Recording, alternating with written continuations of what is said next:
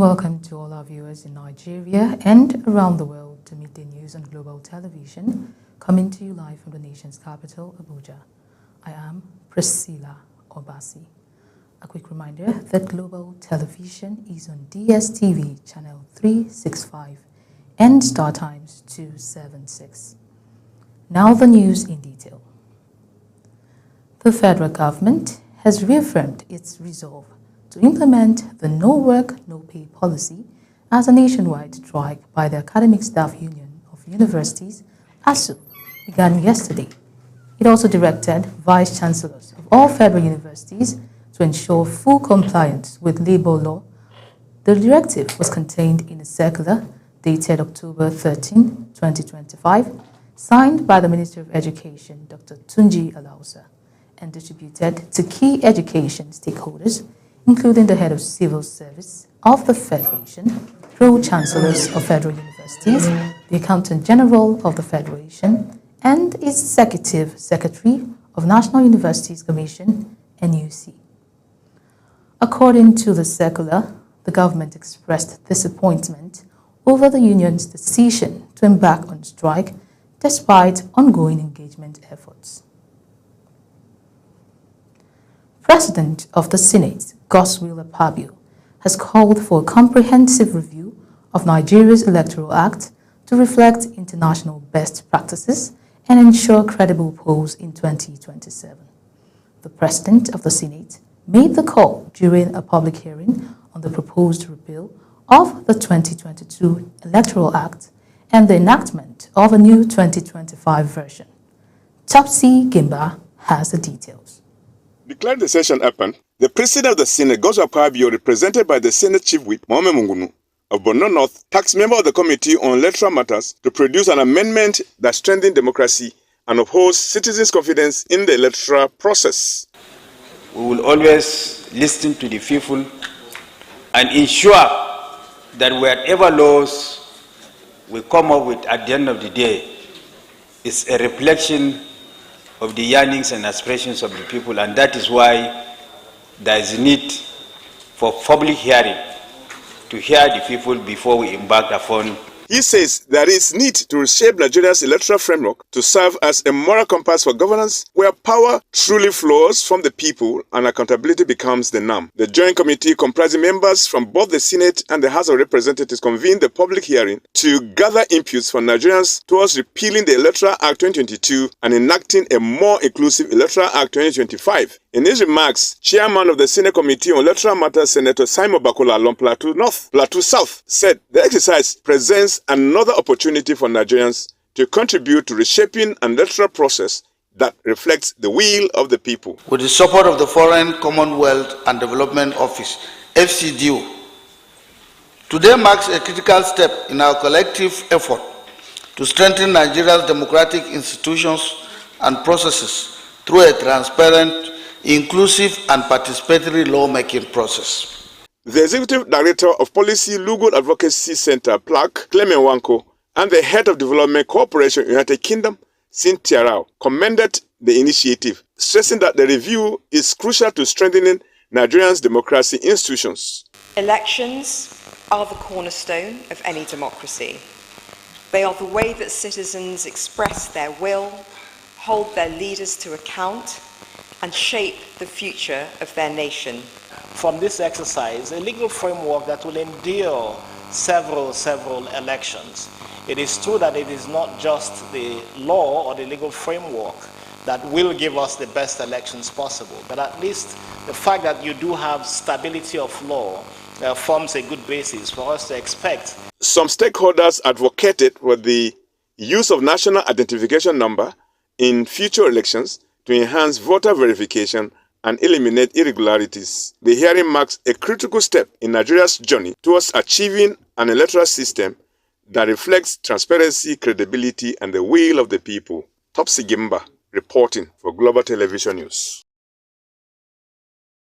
Moving on, President of the Senate, Godswill Akpabio, has reaffirmed his commitment to youth empowerment and leadership development within all the Progressives Congress. He gave the assurance during an interactive mentorship session with young progressives at the party at the APC Youth House in Abuja. The event, hosted by the national youth leader, Dayo Israel, was themed Legacy, Journey, Experience. National Assembly correspondent Aniete Patrick reports. It was an evening of mentorship, dialogue, and inspiration as the President of the Senate, Godswill Akpabio, engaged young members and professionals of the All Progressives Congress at the party's Youth House in Abuja. The session, tagged An Evening with the Senate President, provided a rare opportunity for young leaders to interact with the Senate President on governance, leadership, and national development. I will discuss further with you about a trust fund to assist in mentorship, to assist in ensuring that more women have opportunities to part the lives of their villages and their societies. Akpabio emphasized the need for preparation, consistency, and mentorship as essential tools for leadership. He commended the APC Youth Wing for creating a bridge between generations and for sustaining the values of progress and unity within the party. So women are not the weaker sex. Women are doing the best they can to prove that to the world today that they are in charge. Many countries of the world have produced women as presidents. I hope you know that. So in Nigeria, the story cannot be different. The event featured an interactive fireside chat, a question and answer session, and the presentation of a souvenir to the president, a gesture symbolizing appreciation for his mentorship and leadership support. Aniete Patrick, reporting for Global TV. The federal government has inaugurated the Interagency Technical Committee for the Special Agro-Industrial Processing Zones program, aimed at accelerating Nigeria's drive towards agro-industrialization and inclusive prosperity. The initiative is also expected to attract private sector investment and transform the agricultural value chain.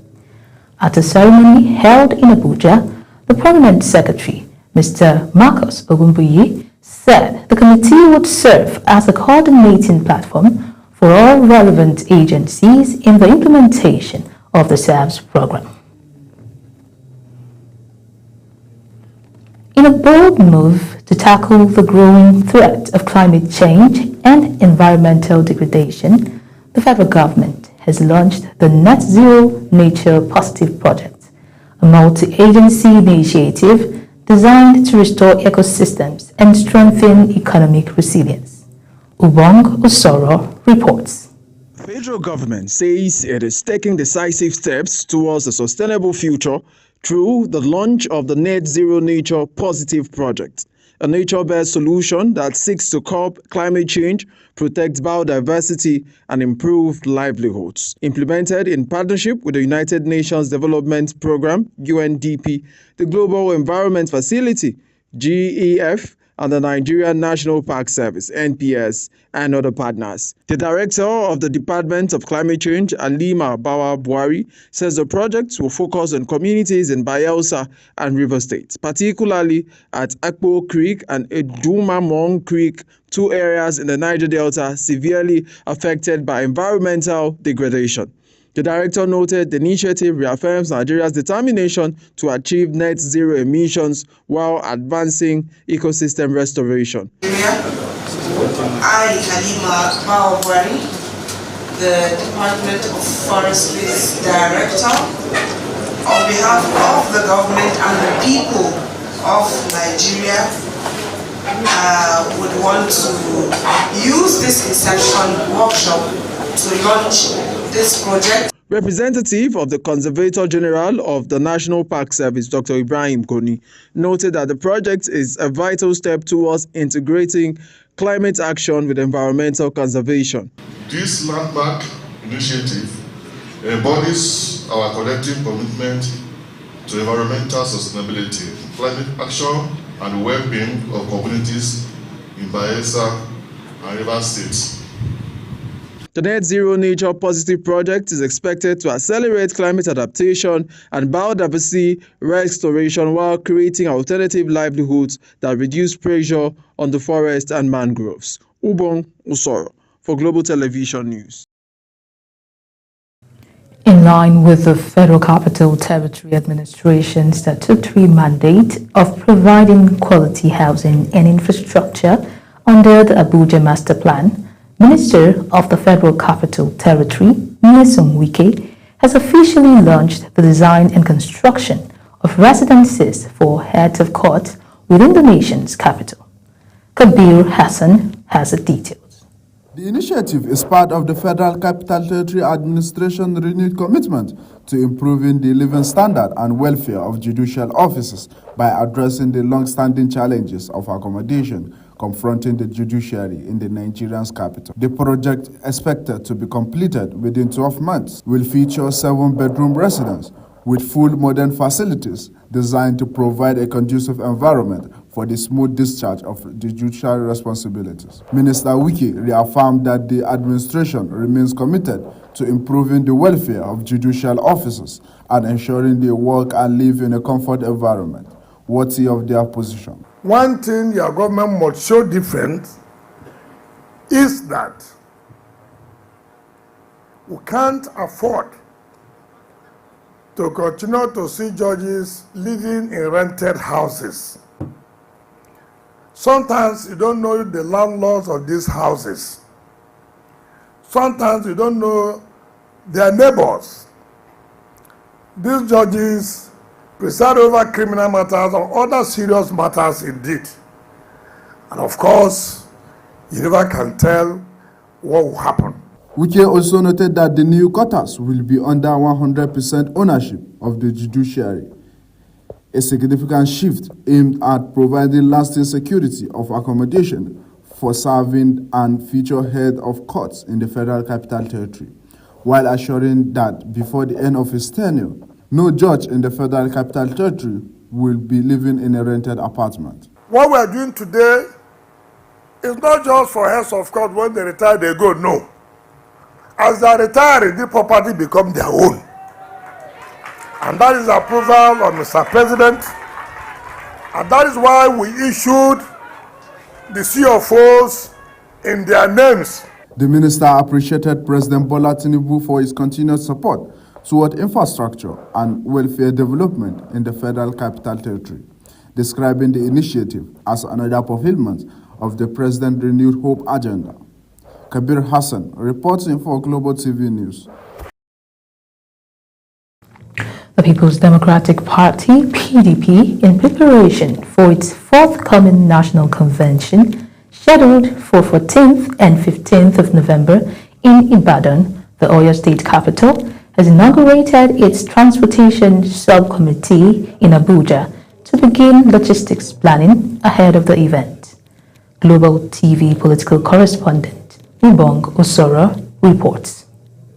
The Deputy Chairman of the National Convention Planning Committee, Kabiru Tanimu Turaki, charged members of the committee to remain committed and play active roles in the success of the upcoming convention. He emphasized the importance of unity, coordination, and loyalty as the party works towards consolidating internal structures. To date, you've shown exemplary leadership. You've always been there for the NCOC, giving us support when we ask, and then giving us support that we need even when we do not ask. The chairman of the Transportation Subcommittee and Governor of Oyo State, Seyi Makinde, stated that the committee is made up of representatives from all geopolitical zones across the country. He reaffirmed that the PDP is on the path of repositioning itself and called on members to remain dedicated to the party's mission of returning to power in 2027. That the situation may appear like it's difficult. The news out there, people are defecting, governors are defecting. I have good news. It may appear that it's getting worse, but usually when you want something that will endure, it will usually get worse before it gets better. The inauguration of the Transportation Subcommittee is one of the several steps being taken by the PDP as it intensifies preparations ahead of the November National Convention in Ibadan. With renewed calls for unity and commitment, party leaders say the process will strengthen internal democracy and boost the PDP's readiness for the 2027 general elections. Ubong Usoro for Global Television News. Moving on, the Federal High Court sitting in Osogbo, Osun State on Monday adjourned hearing in a suit filed by chairmen and councillors elected in the October 15, 2022 local government elections to November 27. The suit seeks judicial clarification on when their tenure of office should end. The case borders on the determination of the tenure of office of the local government officials and the validity of another council election conducted on February 22, 2025 by the Osun State Independent Electoral Commission. You are watching the live broadcast of Midday News. When Midday News returns, gas explosion kills 3 police officers in Italy. Details coming shortly, plus business and sports stories on the other side of this break. Please stay with us.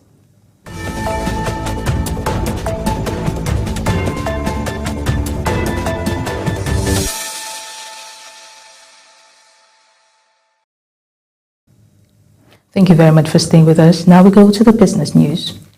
The Speaker of the House of Representatives, Tajuddin Abbas, has reaffirmed the legislature's commitment to formulating policies and enacting laws that will strengthen Nigeria's petroleum sector towards achieving a secure, efficient, and resilient economy. He was speaking at the first annual Downstream Petroleum Week in Abuja with the theme Celebrating Our Successes, Confronting Our Challenges, and Finding Solutions for the Petroleum Downstream Sector. National Assembly correspondent Anita Patrick reports. The Speaker, who was represented by his deputy Benjamin Kalu, said the forum provides a platform to drive growth, transparency, and sustainable practices in the industry. He added that the Petroleum Industry Act 2021 continues to strengthen governance and investor confidence in the oil and gas sector. Nigerians therefore expect certain deliverables from this conference, especially as they concern the prevalent infrastructure deficit that has hampered the full optimization of liquefied petroleum gas, the LPG. Chairman House Committee on Petroleum Resources Downstream, Ikenga Ogochinyere, while addressing labor concerns involving the Dangote refinery and sector unions, urged all parties to embrace dialogue and avoid disruptions that could affect productivity and national stability. On labor issues, it must be noted that no reform can succeed without industry harmony. The committee is aware of the recent labor concerns involving some of the refiners and sector unions. Representing the President of the Senate, Godswill Akpabio, Oyelola Ashiru, emphasized the need for determination in tackling smuggling, sabotage, and inefficiency in the distribution system, describing energy stability as a gradual but necessary journey. Let no one imagine that journey to energy stability will be short or simple. There will be no moments of doubt, moments of difficulty, but if we stay the course, the result will be stronger, fairer, and more prosperous. Also speaking, Minister of State for Petroleum Resources, Gas, Ekperikpe Egbo, acknowledged challenges such as infrastructure gaps and market volatility, calling for stronger collaboration between the executive and legislature, greater private sector participation, and adherence to global best practices. We must also be honest about the challenges that persist. Our downstream sector continues to face issues related to infrastructure deficits, market volatility, supply chain inefficiencies, and the need for regulatory clarity. The event climaxed with the presentation of awards of excellence to deserving organizations for their contributions to the growth of the petroleum downstream sector. Anieti Patrick reporting for Global TV. China says it is ready to fight the world end in a trade war with the United States after President Donald Trump said he will slap additional 100% tariffs on goods from the country. The move, revealed in a Friday special media post, was in response to Beijing's announcement last week of sweeping new export controls in the strategic field of rare earths currently dominated by China. Now move over to the foreign scene, where 3 police officers were killed and a dozen people injured in Italy overnight after an explosion in a house. Firefighters said 2 people, a brother and a sister in their 60s, have been arrested, and the 3rd family member fled, according to a news agency report. The house, located near Verona, was filled with gas, and the explosion was triggered when the front door was opened during an overnight operation. Over United States, where the President Donald Trump, Egypt's President Abdel Fattah al-Sisi, the Emir of Qatar Sheikh Tamim bin Hamad al-Thani, and Turkish President Recep Tayyip Erdogan has signed documents during a summit in Gaza in Sharm el-Sheikh. They signed the declaration as guarantors of a Gaza deal aimed at ending 2 years of war with Israel. Following the signing of peace document, leaders in attendance moved in for closed-door talks. And now go over to sport, where British heavyweight Dave Allen has tipped Anthony Joshua to defeat Russian fighter Alexander Magnusdok, with both boxers meeting in 2026, though he won the former 2-time unified champion faces a dangerous opening few rounds. Allen, who went the distance with Magnusdok in Sheffield over the weekend, losing on all 3 judges' cards, believes Joshua will deal with the towering Russian despite the early threat he poses. Still in sports, Nigeria has continued to move waves on the global sporting stage, this time at an ongoing World Powerlifting Championship in Cairo, Egypt. Veteran lifter Esther Onyema has struck double gold in the women's 55-kilogram category, propelling Nigeria to 2nd position on the overall medals table. It was a moment of triumph and emotions for Nigeria's Esther Onyema as she made a stunning comeback to the world stage after 11 years, lifting an impressive 125 kilograms to claim the gold in Cairo. And that is it on Global TV Midday News. A quick reminder, the Global Television is on DSTV channel 365 and Star Times channel 276. Kindly follow us across all our social media platforms now showing on your screen using the handle @GlobalTVNG. I am Priscilla Obasi. Thank you very much for watching. Good afternoon.